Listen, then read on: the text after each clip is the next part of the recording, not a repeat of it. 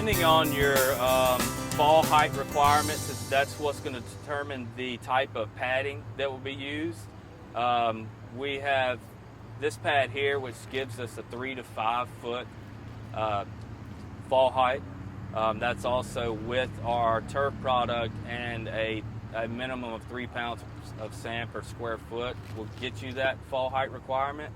You want the pad, whichever thickness that you're using, to be at the same height of the nailer board, because you're going to nail the turf into the top of the nailer board. So the turf needs to lay on top of the pad and go and have a smooth transition to the top of the nailer board, so that you're able to secure the turf in, and that there's no funny transition from the pad to nailer board.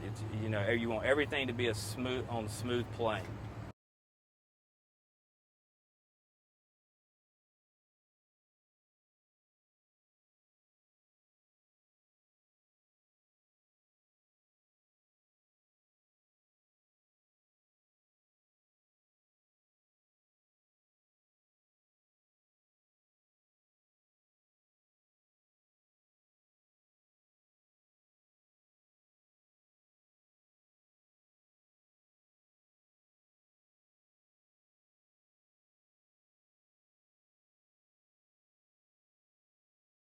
So we've got the pad down.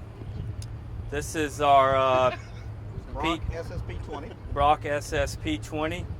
This will give us a 3 to 5 foot fall height with our turf and 3 pounds of sand per square foot.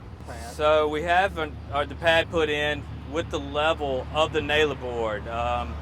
Like I was saying before, it's important to have the pad at that level, so the turf will go over the top of both, and you will be able to secure the turf to the top of the nailer board without there being any kind of funny transition between the two. But one thing that we found to be kind of helpful is when you're putting the pad in, because you have so many things that you'll be cutting around, a lot of small pieces and a lot of pieces that you're kind of forming and fitting together like a puzzle, that throughout the process of doing the installation, you can move these pieces around very easily. So the last thing you want to do is have to be going back and fixing what you've already done. You want to keep moving on throughout the installation to keep the process going. So by adding some of the tape over some of the seams, it kind of holds them in place. It's not really so much post-installation as it is something that you do to help you out through the installation. Once the turf is down and once it's infilled and once it's secured on the edges, it basically locks everything in place. So this is just to help you to be able to work comfortably and not feel like you have to go back and check what you've been traveling and working over. So these are two of the pad products that we use, both made by Brock. This would be the SSP20. This will give you, like I said earlier, your 3 to 5 foot fall height with our turf and 3 pounds per square foot. And this is the Brock Power Base. You can see how this is designed. It's a little thicker, but it also has these knobs underneath, which helps absorb the impact throughout the system and not so much directly. And this pad here, along with our turf and sand infill, could get you up to 10 foot of fall height. So a lot of your schools, commercial playgrounds where you're going to have larger equipment, this will be the base to use.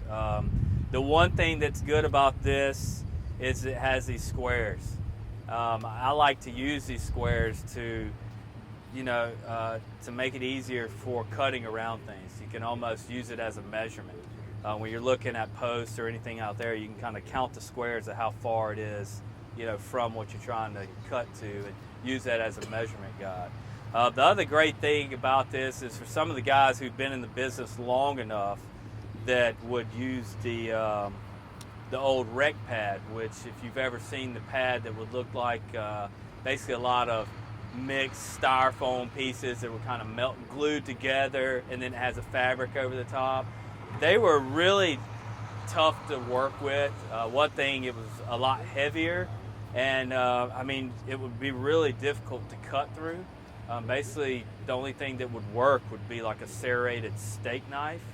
and it was just a lot more difficult to use. So not only did they improve the fall height requirements and how beneficial this is to safety, but it's also a lot easier for the guys in the field to work with as well. So it's a really great product.